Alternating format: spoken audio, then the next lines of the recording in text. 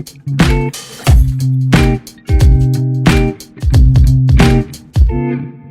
everyone, I'm Andy Harrington and I'm the Executive Director of the Canadian Foodgrains Bank.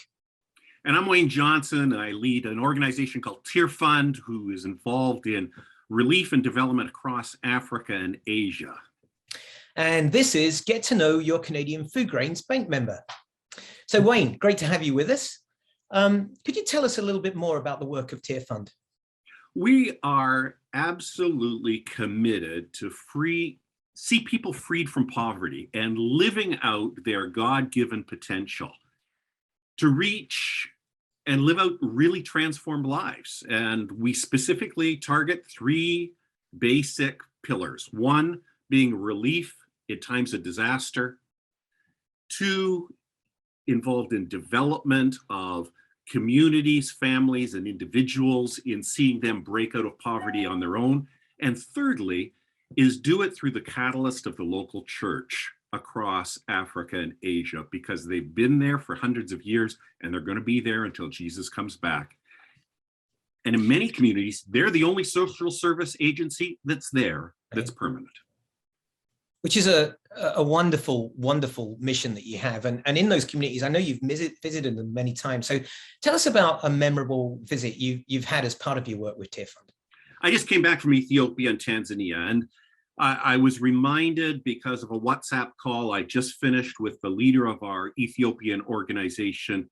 I was with Pastor Tedessa, and I had been at his church. I'd been preaching there 3 weeks ago, and his church had 246 families in it. He told us afterwards as we sat in his office, and he said, 30 years ago, we had gentle rains in the spring and fall. We could depend on the rain cycle, but now we're waiting and waiting and waiting.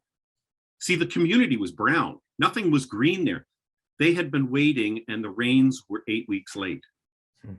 And they're wondering, how are we going to make it? They lived as a dairy-based community, agriculture-based, but he said, we have 246 families in our church. Every single one of them has lost an ox, a cow, or a goat in the last 12 months. And he said, we don't have rain, therefore we don't have water, therefore we don't have fodder for them to eat. We are dying. He said, I used to get butter in our offering every week for the last 5 years, but for the last 4 months, there's been no butter because the cows aren't milking anymore. And he said, so how do we get ahead?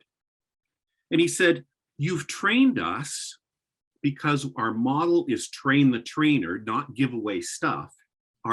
We trained them on conservation agriculture. We trained them on savings. And he said, as a church, as he took us out in the back, he had 12 PICS bags full of grain that they had grown on their model farm. They had looked at the scripture verse in 2 Kings chapter 4 about what do you have in your hand when the widow who was going to lose her kids to slavery. And they had gone, and when she went to Elijah for help, Elijah says, well, what do you have in your hands? You have a little oil. And out of that, the whole community got involved in solving the problem. He said, we had skills in our group. We had some people who understood timber. So we bought some trees and we started carving them into timber. We started to figure out how could we help the child-headed households. They weren't asking for money from us. They'd already learned. They were trying to figure out how to do it today. Barakat told me the rains are coming tonight.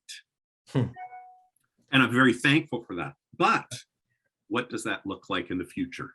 And what does the future look absolutely. And we know there are many, many issues in the Horn of Africa at the moment, particularly in Ethiopia, with conflict, with climate change, with displacement and everything. And you mentioned a wonderful Bible verse there about what do you have in your hand.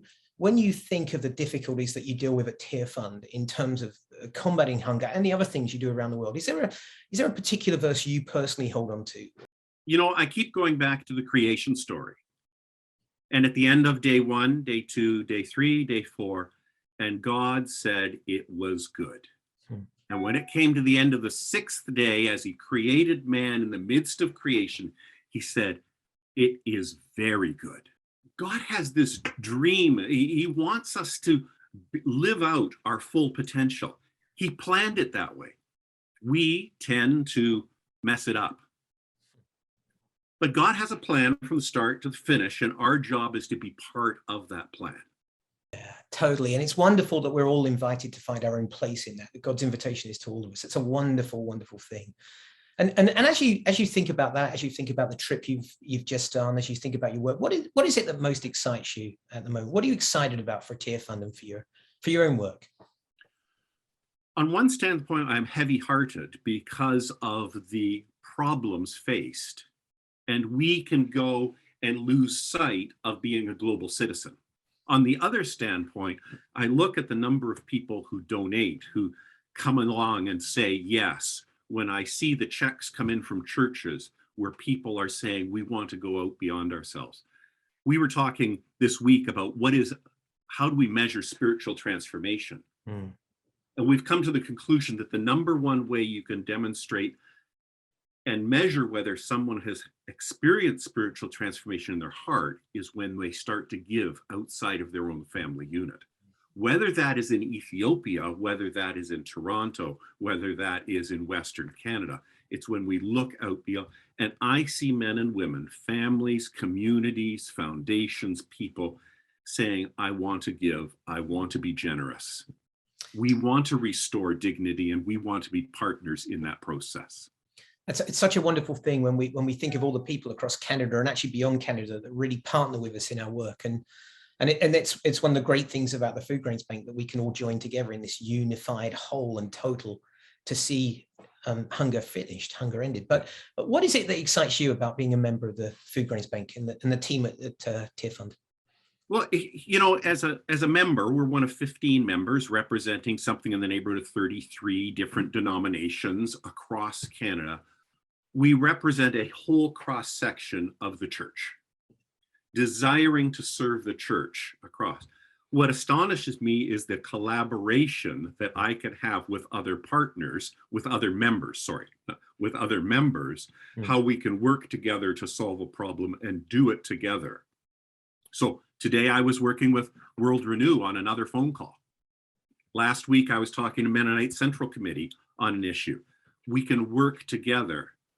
And, you know, with CFGB, with the funding ability of raising funds, the gifts, the generous donations of people giving to Tearfund are being leveraged. It makes a difference. And we are so thankful.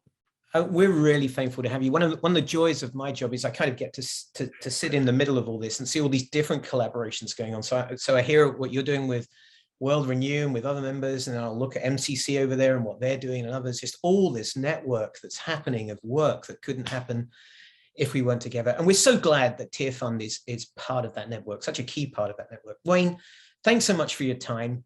Thank you for the work of Tearfund. Thanks for the inspiration this morning. You've helped us, you inspire us, you make us better. Thanks very much. And God bless you and CFGB, Andy. You're doing a great job leading this organization. Thanks, brother.